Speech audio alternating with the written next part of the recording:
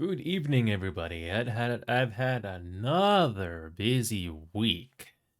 Now, I have some news to share with you. So, a lot of the time that I spent this week was anticipating City Skylines 2.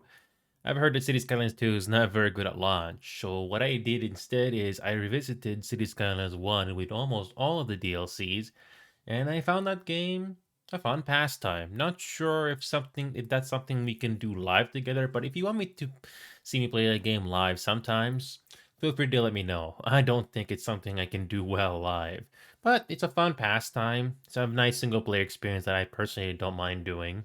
There's no multiplayer, but it can be a fun experience. My priority still continues with Rainbow Six Siege. Still got a long way to go to learn the game. I know I've said this many times, but it is very true. VR is gonna make another return. It's coming up next week. That's gonna be interesting.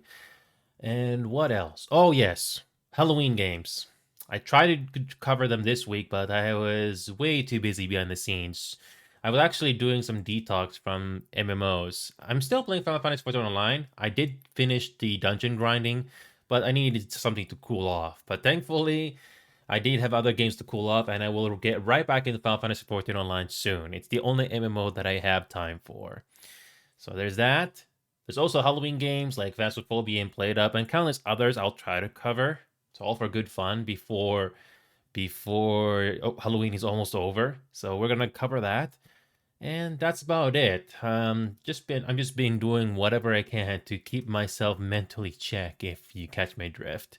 So I'm glad to see you still all be here after 3 years of doing this. Lots of trial and error, but I'm a lot better this year compared to the last 3 years.